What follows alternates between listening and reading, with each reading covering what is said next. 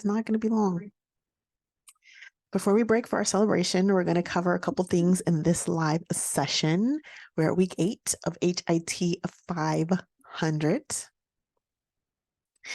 Now, I want to keep in mind that we know that for the last 7 weeks and the last 4 modules that we have to make sure we get our knowledge checks done, make sure that our apply and reflection is completed. Keep in mind that week's 8 apply and reflection was uploaded, and week's 9 will already be uploaded this week as well as you guys go for your celebrations.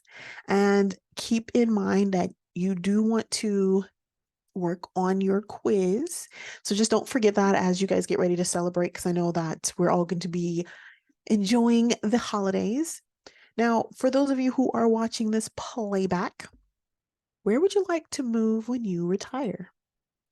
We do have chapter 9. We're talking about statistics computed within the health information management department. We're going to wrap it up. Okay, now your apply and reflection review this week is going to be a little bit different as we are preparing for the holidays. I'm going to go ahead and put up our questions for this evening. They're going to already be up on announcements. I just have to go ahead and do that and grab the page numbers and everything for you guys. And they are, I like to move the mountains. That's pretty cool. They are, knowledge checks from this week. Okay, so if you haven't done your knowledge checks yet, you can wait until I put those up and kind of see if those are the ones you get. But I like how you said I would like to move to the mountain to enjoy peace and quiet. I'm feeling you on that one. Definitely feeling you on that one. How many colors, it hasn't shown up yet, but how many colors are needed on a map to make sure that there are no borders sharing? So like you want to put them up and nothing's going to be shared. You need at least 4. And math is like going to the gym for your brain. It sharpens your mind. Now, again, chapter 9, this is how we do it. Oh, hope that sounds okay. Hope it wasn't too loud in your ears. But not that long of a chapter, okay? We are going to look at full-time equivalent employee budgets. We're going to look at fiscal years. Pretty much, we're talking about the employee side, right? Variances, how do we figure out how much to allocate for this or that? We're going to definitely touch on the operational and capital budgets that I have definitely seen on your weekly feedback as well as your final. So just make sure you understand the real difference between an operational and capital budget. We look at how statistics aid in just managing a health information management department. And then we look at it in terms of labor costs, how much it costs for different productivity, how much it costs for us to get paid as far as staffing and allocating our budget. And then the final part of this chapter just looks at what statistics are appropriate for managing an HIM department. Now, health information professionals, we can process by tracking important statistics. So we are doing a lot of grabbing information, looking at statistics, verifying reports, generating them by not just HIM departments, but by all other departments within a healthcare facility. Now, the annual compensation for an individual employee is calculated by multiplying the number of hours worked, 2,080 for a full-time employee, divided by the hourly wage, and then multiplying that number by the benefits that they received. And then, of course, we're adding that number to the benefits to the base salary. So 2,080 hours times 15 per hour, because that's how much they're getting per hour, times they get 30% of benefits, giving us 31,200. But we're going to multiply that by 0.30. So now we're doing a little bit extra. Okay, so now you have their benefits, and then we're going to add that to their base salary. So we know that we need to allocate at least 40,560 for this one employee. So keep that up there for just a second for you guys to kind of like look and see what this week is really going to kind of compose, or in this week is going to really boil down to when it comes to looking at the different types of calculations that we're doing. Okay. So we're just looking at an employee, trying to figure out how much to allocate for just one employee. Now, let's say you have 10 employees that all work $15 an hour and they're all full time. So they're all getting 30% benefits. So then you're now 40,560 times 10. Okay. So hopefully you're in a department that, or a larger department that has a large fund that, or budget for your employees. Unit labor costs, looking at the total annual compensation divided by the total annual productivity. Total sum annual compensation divided by total sum of annual productivity equaling amount per unit or unit labor cost. Okay, so this particular live session, just a lot of examples, but every example that I go over in this live session, I am putting up into your announcements. Okay, so I know that sometimes we're going through, but I am putting all of these up in your announcements so that you can have them. And I'm gonna send an email to you guys too, because I know everybody's gonna be bustling around, getting everything ready. So I'll have a link to the announcements just as a reminder, like, hey, here are the examples from the live session. So this very first one, going back to the professionals. Now, this time we're talking about 2 full-time coding professionals. They have to code 20 records per day. So this is like a real live scenario. One employee earns $15 per hour and is paid an annual salary of $31,200, kind of like our intro example. The other employee earns 65 cents more per hour and is paid 32,552. So we're trying to find out the labor costs for these two professionals. Okay. This time, they're not really talking about any type of benefit. So keep that in mind. We don't see any benefits in this one. So as you see, it says the first thing we have to do is determine the annual productivity by multiplying the number of records coded by 2 employees. So in this chapter, it's not going to be just a how much does this one employee do? Whatever you have, like you have 2 employees, whatever you do for one employee, you do for the other, and then you combine. Okay. But you work out the very first employee, work out the second employee, and then add it. All right. So we know that we have to determine the annual productivity. We multiply the number of records coded by the 2 employees, 20 per day per coding professional or 40 per day. Then we look at the number of work days in the year, which is 5 work days or 52 weeks per year, which actually ends up being that 260 work days, considering they didn't get sick or anything like that. Then it says to note that this calculation does not include, like I mentioned, any benefits or allowances for paid time off. So we get our 260 work days times 20 records times 2 because we have 2 employees. That lets us know that within a year, they have calculated or they've gone through 10,400 records. Okay, so that's for the year, the 2 employees. All right, so boom, we got that out the way. Then we have to determine the cost by adding the 2 salaries. Okay, so now we know that one employee made 31,200. The other employee made 32,552, giving us 63,752. Now you'll notice that I went ahead and divided it by the records.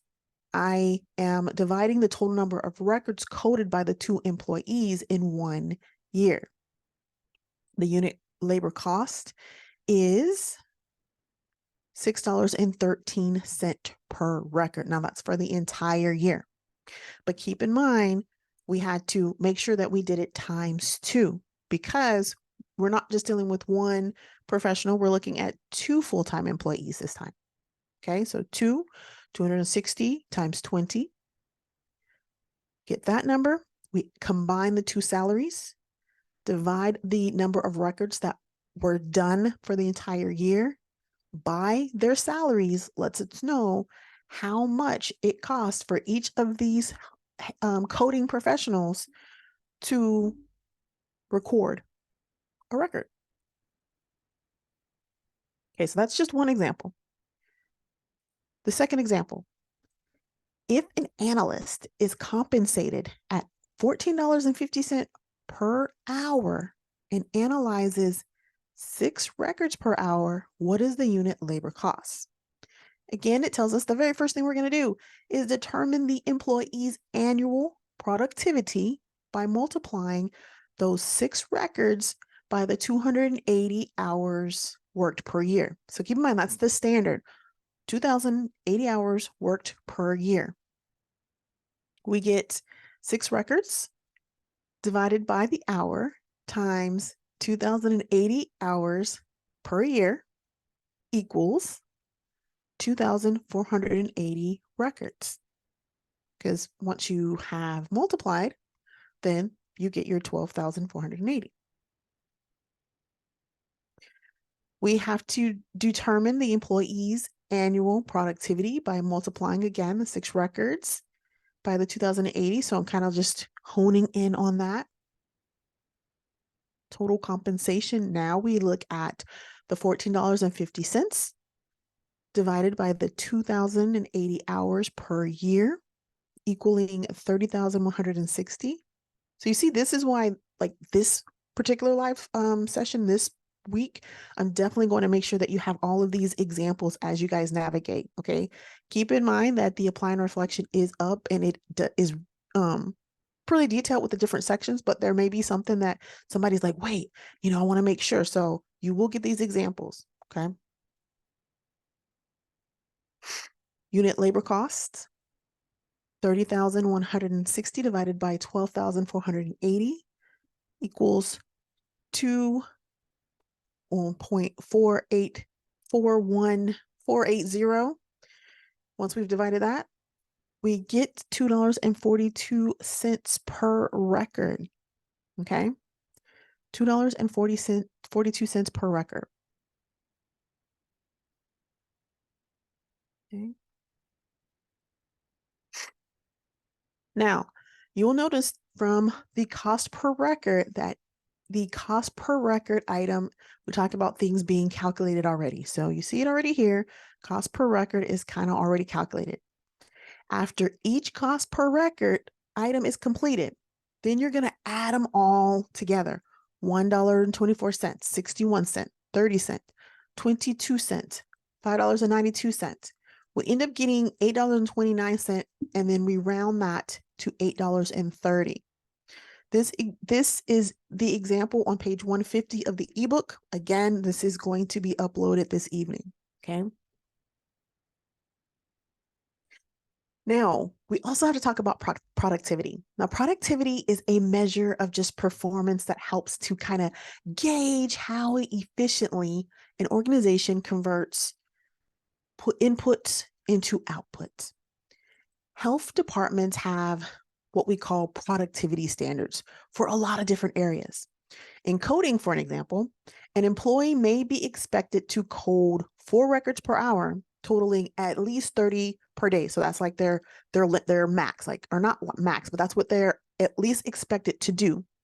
But they may have other tasks, and they may have this one case that it's not just cut and dry, right? It may have started off cut and dry, but as they gotten through and they looked at it, there was maybe complications that arise, and now the complex case does affect that 30 per record productivity. Again, productivity is just defined as a unit of performance defined by management in quantitative standards. So 2 simple formulas that you're going to definitely need to know. You have completed work, total work output minus defective work, and then your label productivity. That's going to be the completed work divided by hours worked to produce the total work output. Okay. Your physician's clinic CFO, Chief Financial Officer, has determined that it costs the clinic $3.50 per telephone call for the receptionist to schedule an appointment with a physician in the clinic. Now that's compared to $1.50 per online request to schedule an appointment. So now they're looking like, okay, we have this person here, but we can save about $2 right off the bat if we start an online scheduling system in our company.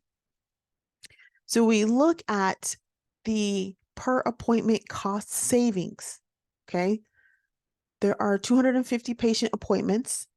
We arranged by online request rather than by telephone. So they're letting us know, hey, this is what we're doing. We want to save.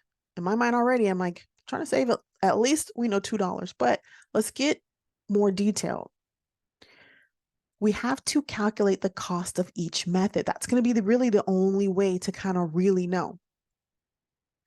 Telephone appointments, $3.50 times 250 equals 875. Email, $1.50 again times 250 equals 375. Cost savings, $500. Now, of course, we're looking at that and we're like, hello, let's go to scheduling. But there may be other complex, more complex that they need to have to break it down to show, hey, the XO, like, hey, look, this is the numbers. You know, that you always hear that. What's the numbers? Well, here are the numbers. We really need to, and this is why. Okay. Because there's some people that are like, until it's in black and white and I can see it, even though you may say that it's going to save us money, I need to see the numbers. And so that's what they're really talking about. Okay. But we have another example now. We're still looking. What percentage of savings does this represent? Okay. So we know the amount of money it's going to save us. But now they're asking us to take it one step further. We're getting the percent cost savings divided by total cost. 500 divided by 875. Converting that to a percentage. We're saving 57.14%. Sir, where is the email? Where is the scheduling? You know? Now, there are 3 ways to audit records. They perform 100% review of all coded records, okay? We're reviewing a random sample of coded records, or we can use fixed percent random sampling audit. The key is that the quality of work is going to be checked against some type of predetermined standard and classified as a completed or, in some cases, a defective record. Records may be reviewed if they are defective at that time. So you're going through, you're auditing, you're like, this one's good, this one's not. Oh, all the ones that's not, we're going to grab them at a different time. And then we're going to re-go through them and find out why it's not up to standard. Now, keep in mind that healthcare organizations use a variety of methods. We look at X-ray services, we look at laboratory services, we look at physical therapy. We also look at a lot of different ancillary services when we're trying to staff different areas. Okay. Example 5. At community hospital, the new HIM director wants to determine the number of employees needed in a coding section. She knows that the average number of inpatient records coded is 6 per hour. The hospital discharges an average of 65 patients a day. How many FTEs are required for inpatient coding? And we're going to also assume that the FTEs work 7.5 hours a day and rounding to 2 decimal places. Now, keep in mind, the book tells us why we're looking at 7.5, because employees get to eat. They're not just at work for the entire 8 hours. So they're working for 7.5. They get that 30-minute lunch break. Okay. And usually 2 15-minute on the clock breaks, but that's a whole different, that doesn't even go into the FTE calculations. Okay, so we got to calculate the records each FTE can code per day. We get 6 records per hour times 7.5 hours per day equals 45 hours. Make sure you guys have your calculators, okay? We're going to then divide the number of discharges per day by the number of records coded per FTE.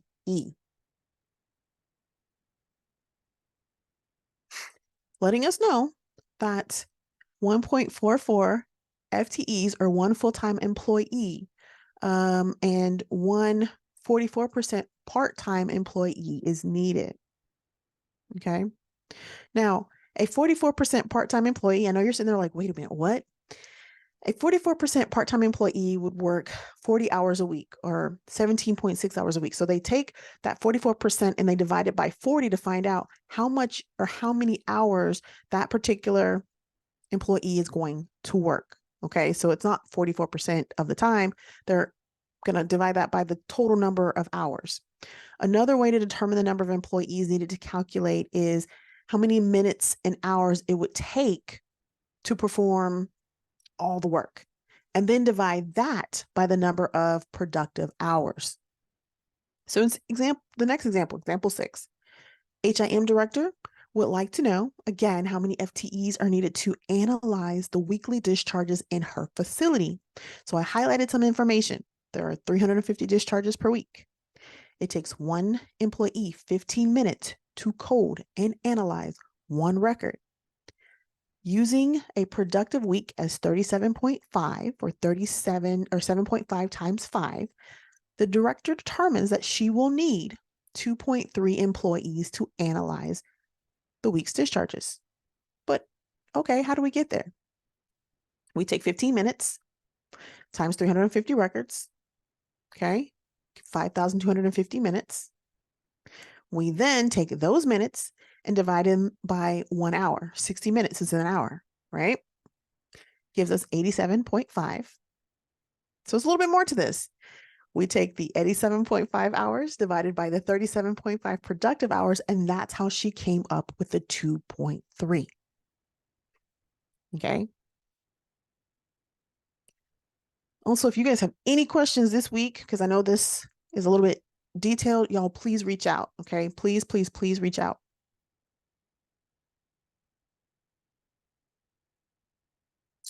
Okay. Now, we look at a capital budget. A capital budget allocates resources for long-term investments like equipment for HIM departments or that new fancy CT machine. The capital budget items usually are those high dollar purchases. Now, items included in a capital budget usually have a life of more than 1 year, and that is each item's usefulness should at least still be working for the year. We look at the payback period. Now, the payback period is a financial method used to evaluate the value of a capital expenditure. And what it does is it calculates the time frame that must pass before you start to see money coming back in from your investment. So you have the payback period equaling total cost of the project divided by the annual incremental cash flow. We sometimes have to cost justify, kind of like why we had to prove that that new system of scheduling is saving us money as opposed to our phone receptionist. We sometimes have to just cost justify different things involving quantifying benefits and savings, comparing them with like how much different things cost, assessing financial viability, looking at our present worth calculations to just help us compare different values over time. So in front of you, you see return on investment rate, the average annual incremental cost inflow divided by total cost of that particular project.